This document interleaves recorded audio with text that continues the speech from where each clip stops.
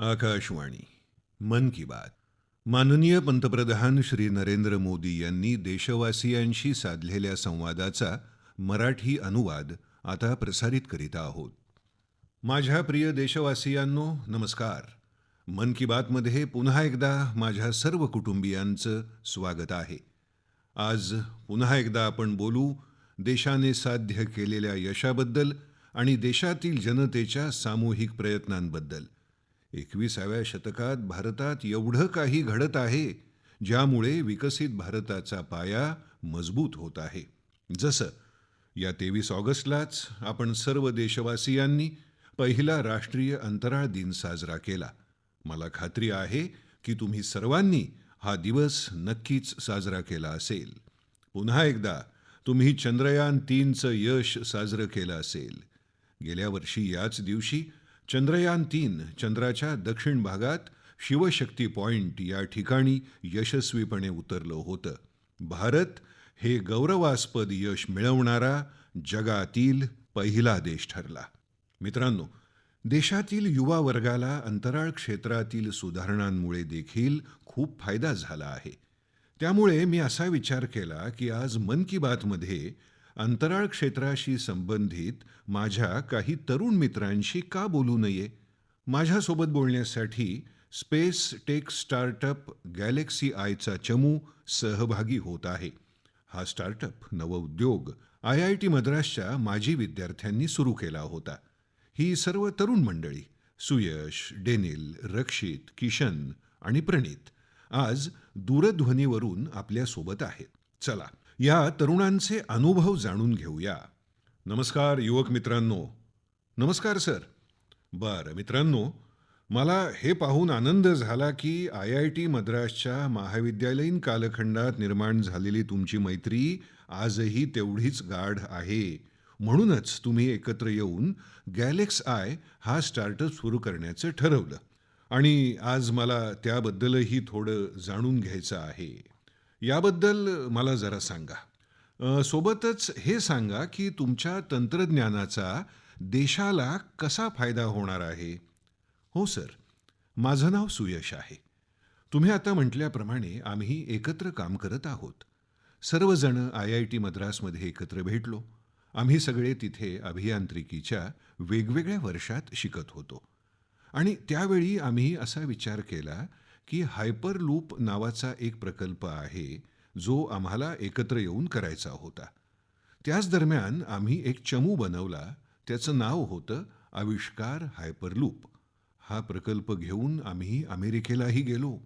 त्या वर्षी आमचा संघ आशियातील एकमेव संघ होता जो तिथे गेला आणि आपल्या देशाचा झेंडा आम्ही तिथे फडकवला. सर, आम्ही जगभरातील सुमारे 1500 संघांपैकी सर्वोत्तम 20 संघांमध्ये होतो. चला सुयश, पुढचं ऐकण्यापूर्वी यासाठी मला तुमचं अभिनंदन तर करू दे. सर, खूप खूप आभार आपले. त्या यशप्राप्ती दरम्यान आमची मैत्री अधिक घट्ट झाली आणि अशा प्रकारचे अवघड प्रकल्प, आव्हानात्मक प्रकल्प करण्याचा आत्मविश्वासही आम्हाला मिळाला. आणि त्याच वेळी स्पेस एक्स पाहून आणि आपण अंतराळ क्षेत्राची दारं खाजगीकरणासाठी उघडण्याचा एक ऐतिहासिक निर्णय देखील 2020 मध्ये घेतला. त्यामुळे आमचा उत्साह खूप वाढला सर.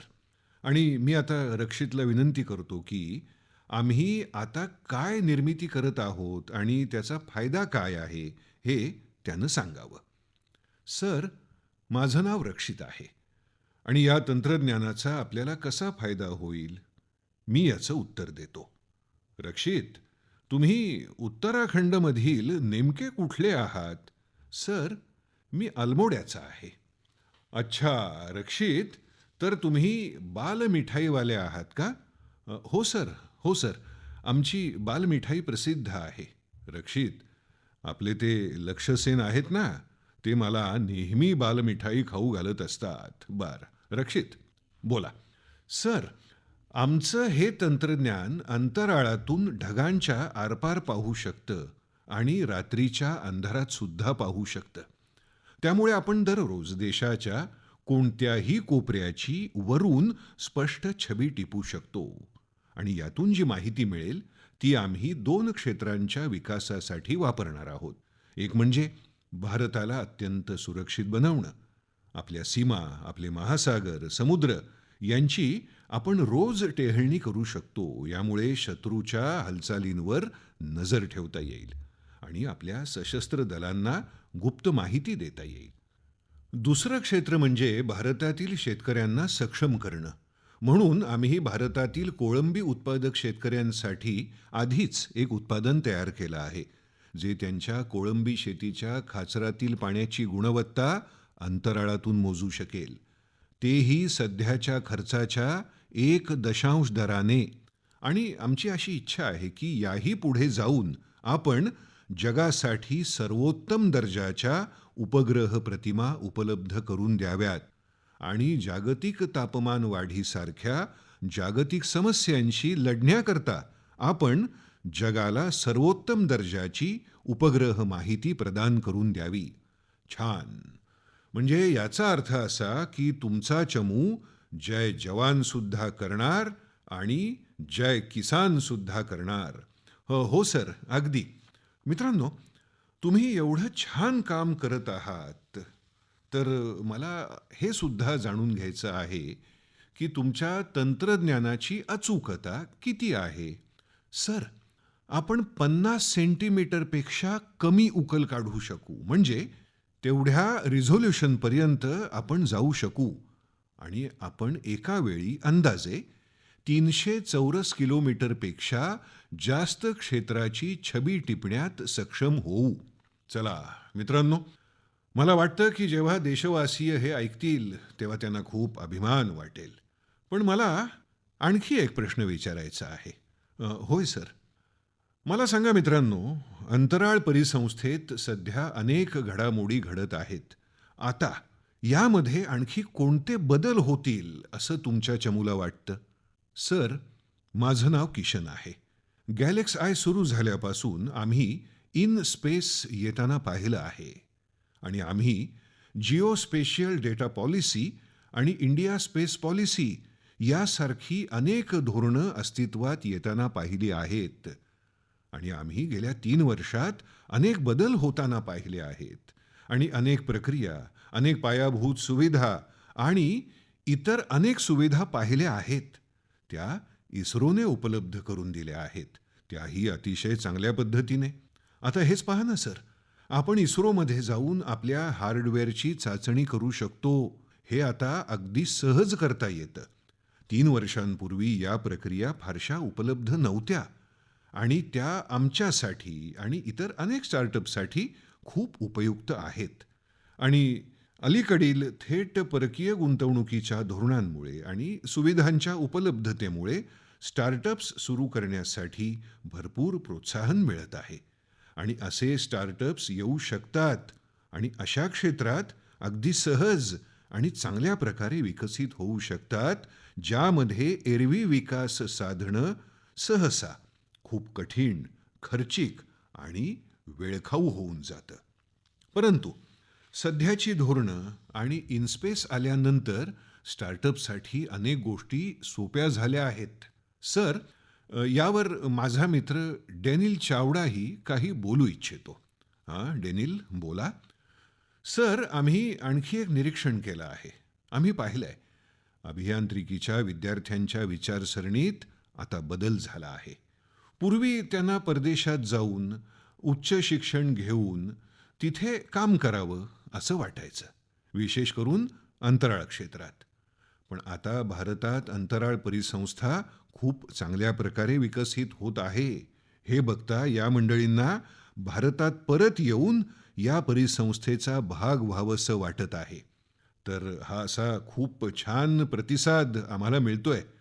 आणि सर, आमच्याही कंपनीत असे काही लोक बाहेरून परत येऊन काम करत आहेत.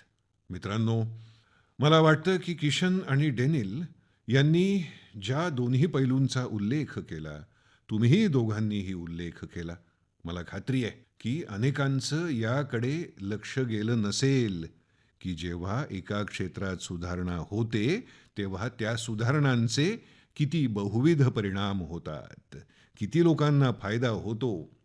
आणि तुम्ही केलेल्या वर्णनावरून, कारण तुम्ही त्या क्षेत्रात असल्यामुळे हे नक्कीच लक्षात येतं. आणि तुम्ही हेही निरीक्षण केलं आहे की देशातील युवा वर्गाला इथेच आपल्या देशात आता या क्षेत्रात आपलं भविष्य आजमावायचं आहे, आपल्या गुणवत्तेचा उपयोग करायचा आहे. तुमचं निरीक्षण खूप चांगलं आहे. दुसरा प्रश्न मी विचारू इच्छितो की ज्या तरुणांना स्टार्टअप्स आणि अंतराळ क्षेत्रामध्ये यश मिळवायचं आहे, त्यांना तुम्ही काय संदेश देऊ इच्छिता? सर, मी प्रणित बोलतोय आणि मी आपल्या प्रश्नाचं उत्तर देणार आहे. हा प्रणित, बोला. सर, माझ्या काही वर्षांच्या अनुभवावरून मला दोन गोष्टी सांगायच्या आहेत.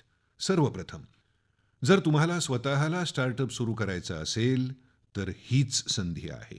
कारण संपूर्ण जगात भारत हा जगातील सर्वात वेगाने वाढणारी अर्थव्यवस्था असलेला देश आहे. आणि याचा अर्थ असा आहे की तुमच्याकडे अमाप संधी आहेत. जसं वयाच्या 24व्या वर्षी मला या विचारानेच अभिमान वाटतो की पुढच्या वर्षी आपला उपग्रह प्रक्षेपित होईल, ज्याच्या आधारावर आपलं सरकार काही मोठे निर्णय घेईल आणि त्यात आमचाही छोटासा खारीचा वाटा असेल. अशा काही राष्ट्रीय प्रभावशाली प्रकल्पांवर काम करायला मिळावं, असा हा उद्योग आहे आणि अशी ही वेळ आहे. कारण अंतराळ उद्योगाची ही तर सुरुवात आहे. त्यामुळे मी माझ्या तरुण मित्रांना सांगू इच्छितो की ही संधी केवळ प्रभाव निर्माण करण्यासाठीच नाही, तर त्यांच्या स्वतःच्या आर्थिक वृद्धीची आणि जागतिक समस्या सोडवण्याची ही संधी आहे. तर आपण आपापसात बोलत असतो की आपण लहानपणी म्हणायचो की आपण मोठे झाल्यावर अभिनेता होऊ, खेळाडू होऊ. तर अशा अनेक इच्छा प्रदर्शित व्हायच्या. पण आज जर आपण ऐकलं की कोणी म्हणतोय मोठा झाल्यावर त्याला उद्योजक व्हायचं आहे, त्याला अंतराळ उद्योगात काम करायचं आहे, तर हा आमच्यासाठी खूप अभिमानाचा क्षण आहे की या संपूर्ण परिवर्तनात आम्ही एक छोटीशी भूमिका बजावत आहोत. मित्रांनो, प्रणीत, किशन, डेनिल, रक्षित, सुयश, तुमची मैत्री एक प्रकारे जितकी गाढ आहे तितकाच तुमचा स्टार्टअप प्रबळ आहे. म्हणूनच तुम्ही सगळेजण इतकं छान काम करत आहात. मला काही वर्षांपूर्वी IIT मद्रासला भेट देण्याची संधी मिळाली होती आणि त्या संस्थेच्या उत्कृष्टतेचा प्रत्यक्ष अनुभवही मी घेतला. आणि मुळातच IIT बद्दल संपूर्ण जगात आदराची भावना आहे. आणि जेव्हा तिथून बाहेर पडणारे आपले लोक भारतासाठी काम करतात, तेव्हा ते नक्कीच काहीतरी चांगलं योगदान देतात.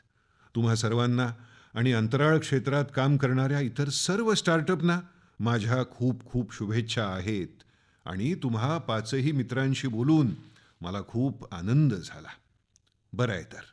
खूप खूप धन्यवाद मित्रांनो. सर, खूप खूप धन्यवाद. मित्रांनो, एक प्रकारे प्रणीत, किशन, रक्षित, डॅनिल आणि सुयश यांची जितकी मैत्री मजबूत आहे, तितकंच मजबूत आपलं स्टार्टअपही आहे.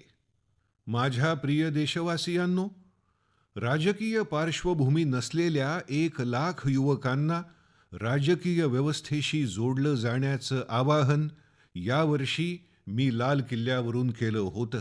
त्याला उत्तम प्रतिसाद मिळाला आणि यावरून किती मोठ्या संख्येनं आपले युवक राजकारणात येण्यास तयार आहेत हे लक्षात येतं. फक्त त्यांना योग्य मार्गदर्शनाची, योग्य संधीची गरज आहे. या विषयावर मला देशभरातील युवकांची पत्र मिळाली आहेत. समाज माध्यमांवर मला जबरदस्त प्रतिसाद मिळतो आहे. लोकांनी मला अनेक प्रकारच्या सूचना पाठवल्या आहेत. काही युवकांनी मला पत्रात म्हटलं आहे की हे त्यांच्यासाठी खरोखरच अकल्पनीय आहे. आजोबा किंवा आईवडिलांचा राजकीय वारसा नसल्याने इच्छा असूनही ते राजकारणात येऊ शकत नव्हते. अनेक युवकांनी मला लिहिलंय की त्यांच्याकडे पायाभूत स्तरावरील काम करण्याचा चांगला अनुभव आहे आणि म्हणूनच ते लोकांच्या समस्या सोडवण्याच्या कामी मदत करू शकतात. काही युवकांनी हेही लिहिलं आहे की घराणेशाहीचं राजकारण नव्या प्रतिभावान शक्तींना पुढे येऊ देत नाही. काही युवकांनी म्हटलं की अशा प्रकारच्या प्रयत्नांनी आपल्या लोकशाहीला आणखी बळकटी मिळेल. मी याविषयी सूचना पाठवणाऱ्या सर्वांना धन्यवाद देतो. मला आशा आहे की आता आपल्या सामूहिक प्रयत्नांनी कोणतीही राजकीय पार्श्वभूमी नसलेले युवक सुद्धा राजकारणात पुढे येऊ शकतील. त्यांचा अनुभव आणि त्यांचा उत्साह देशाच्या उपयोगी पडेल. मित्रांनो, स्वातंत्र्य संग्रामात असे अनेक लोक प्रत्येक क्षेत्रात पुढे आले होते ज्यांना राजकीय पार्श्वभूमी नव्हती. त्यांनी स्वतःला देशाच्या स्वातंत्र्य संग्रामात झोकून दिलं होतं. आज आपल्याला विकसित भारत होण्याचं लक्ष्य साध्य करण्यासाठी पुन्हा त्याच प्रकारच्या भावनेची गरज आहे. मी आपल्या सर्व युवक मित्रांना सांगेन की त्यांनी या अभियानात स्वतःला जोडून घ्यावं. आपलं हे पाऊल आपलं आणि देशाचं भविष्य बदलवून टाकणारं ठरेल. माझ्या प्रिय देशवासियांनो, प्रत्येक घरी तिरंगा आणि संपूर्ण देशात तिरंगा या अभियानाने यावेळी अत्युच्च पातळी गाठली. देशाच्या कानाकोपऱ्यातून या अभियानाशी संबंधित छायाचित्र प्रचंड संख्येनं आली आहेत. आपण घरावर तिरंगा फडकलेला पाहिला, शाळा, महाविद्यालय, विद्यापीठांमध्ये तिरंगा फडकलेला पाहिला. लोकांनी आपल्या दुकानांमध्ये, कार्यालयांमध्ये तिरंगा फडकवला. लोकांनी आपल्या डेस्कटॉप, गाड्या आणि मोबाईलवर तिरंगा लावला होता. जेव्हा लोक एकत्र येऊन आपल्या भावना प्रकट करतात, तेव्हा या प्रकारची अभियानं प्रचंड यशस्वी होतात. जम्मू काश्मीरच्या रियासी इथे 750 मीटर लांब झेंड्यासहित तिरंगा रॅली काढण्यात आली आणि ही तिरंगा रॅली जगातील सर्वात उंच चिनाब रेल्वे पुलावर काढण्यात आली होती. ज्यांनी ही छायाचित्र पाहिली त्यांचं मन आनंदानं भरून आलं. श्रीनगरच्या दाल सरोवरातील तिरंगा यात्रेची मनमोहक छायाचित्र आपण सर्वांनी पाहिली. अरुणाचल प्रदेशच्या पूर्व कामेंग जिल्ह्यातही 600 फूट लांब तिरंग्यासह रॅली काढण्यात आली. देशाच्या अन्य राज्यातही सर्व वयाचे लोक अशाच प्रकारच्या तिरंगा यात्रांमध्ये सहभागी झाले. स्वातंत्र्य दिन आता एक सामाजिक उत्सव होत आहे. आपणही अनुभव घेतला असेल. लोक आपल्या घरांना तिरंगी माळांनी सजवतात. स्वयंसहाय्यता समूहाशी जोडल्या गेलेल्या महिला लाखो झेंडे तयार करतात.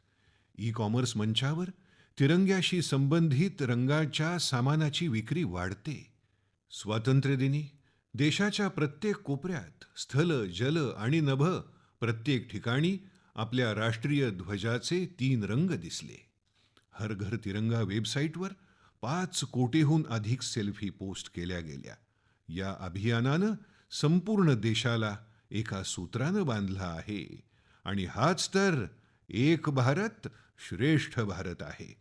माझ्या प्रिय देशवासियांनो, मनुष्य आणि प्राणी यांच्यातील प्रेमळ संबंधांवर आधारित कितीतरी चित्रपट आपण पाहिले असतील.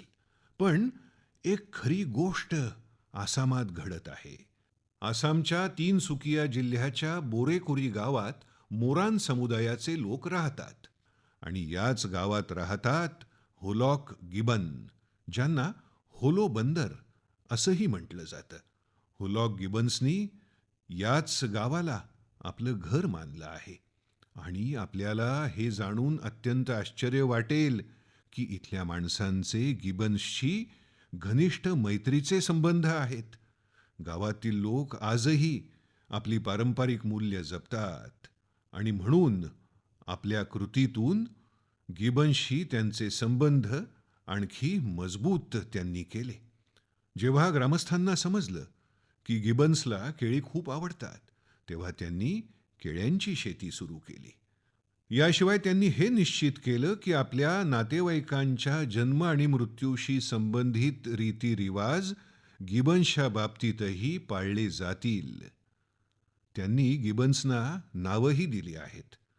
नुकताच या गिबन्सना कमी उंचीवरून जाणाऱ्या विजेच्या तारांच्या संकटांचा सामना करावा लागत होता. या लोकांनी हे प्रकरण सरकारसमोर आणलं आणि लवकरच त्यावर तोडगाही काढला. मला सांगण्यात आलं की आता हे गिबन्स छायाचित्रासाठी पोजही देतात. प्राणीमात्रांवर प्रेम करण्यात आपले अरुणाचल प्रदेशातील युवक मित्रही अग्रेसर आहेत. अरुणाचलमध्ये काही युवक साथीदारांनी 3D प्रिंटिंग तंत्रज्ञानाचा उपयोग करण्यास सुरुवात केली आहे. का माहिती आहे?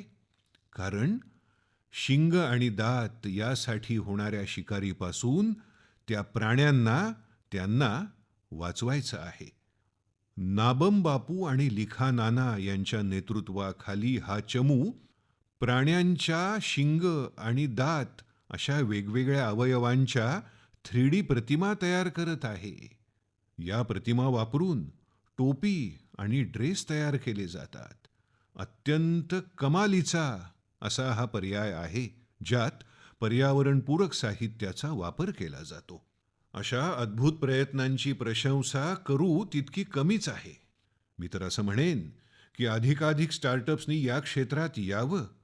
त्यामुळे आमच्या पशुप्राण्यांचं संरक्षणही होईल आणि परंपराही चालत राहील.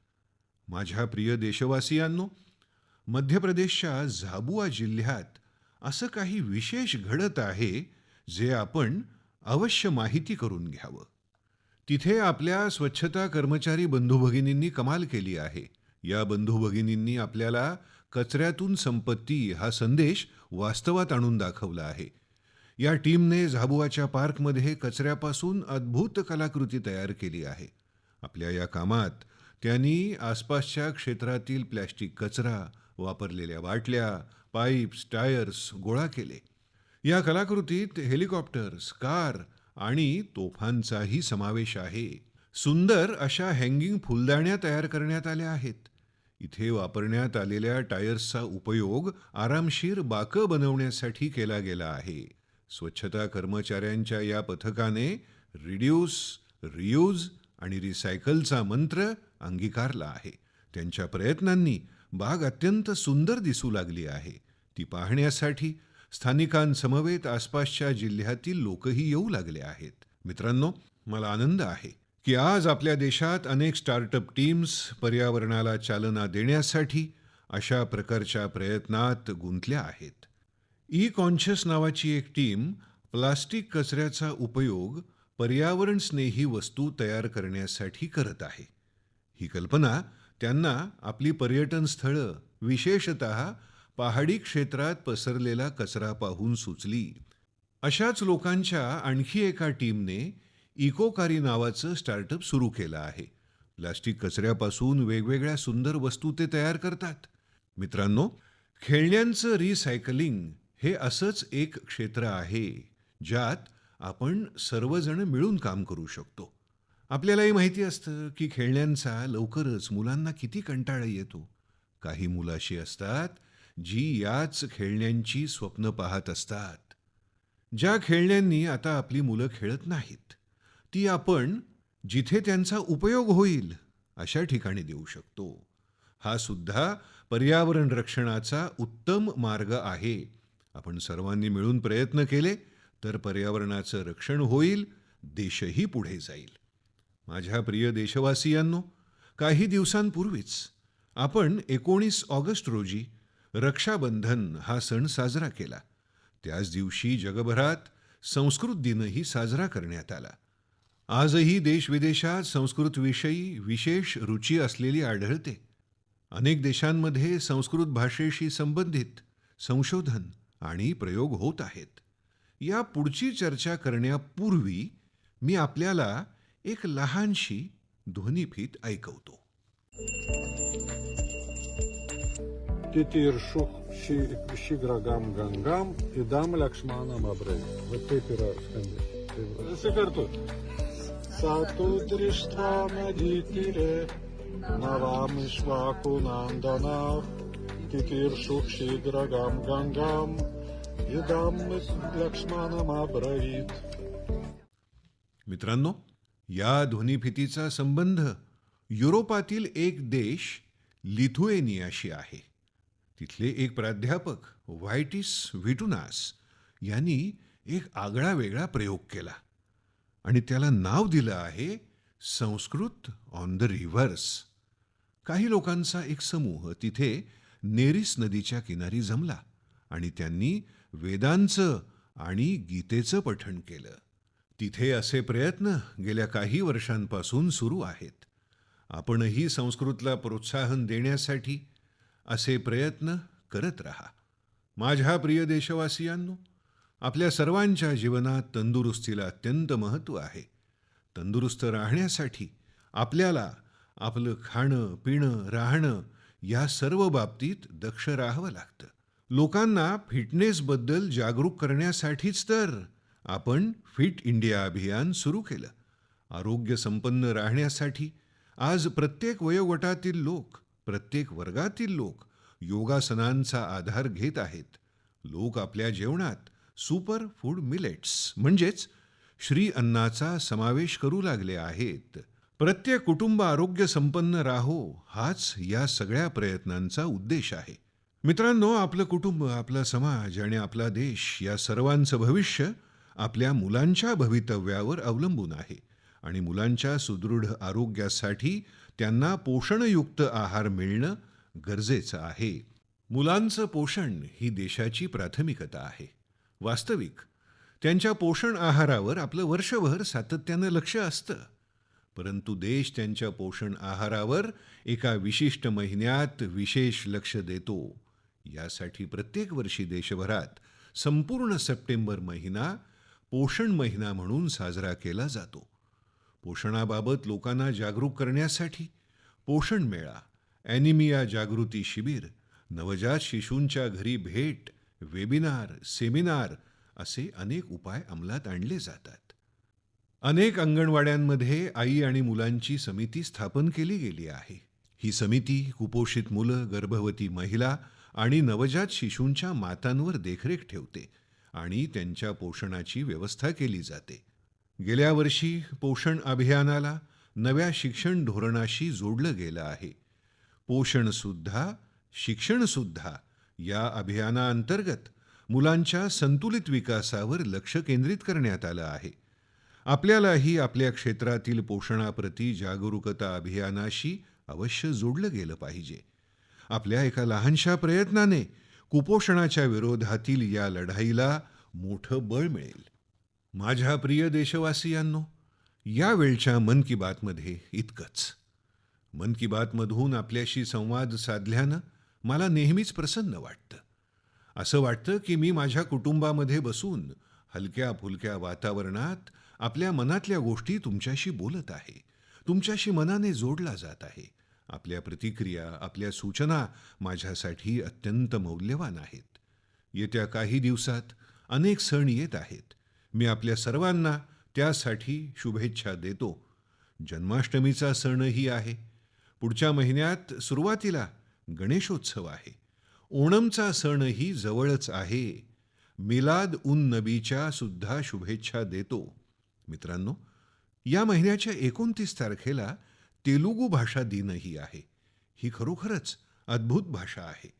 जगभरातल्या सर्व तेलुगू भाषकांना तेलुगू भाषा दिनाच्या मी शुभेच्छा देतो. प्रपंच व्याप्तंगा उन्न तेलुगू वारिकी तेलुगू भाषा दिनोत्सव शुभकांक्षलू. मित्रांनो, या पावसाळ्याच्या दिवसात काळजी घेण्याबरोबरच वर्षा जलसंचयन मोहिमेमध्ये आपण सहभागी व्हावं अशी मी आपल्याला पुन्हा पुन्हा विनंती करतो. एक पेड़ माँ के नाम या अभियानाची मी आपणा सर्वांना आठवण करून देऊ इच्छितो. जास्तीत जास्त झाडं लावा आणि इतरांनाही त्यासाठी प्रोत्साहन द्या. येत्या काही दिवसात पॅरिसमध्ये पॅरा ऑलिम्पिक्स स्पर्धा होत आहेत. आपले दिव्यांग क्रीडापटू तिथे दाखल झाले आहेत.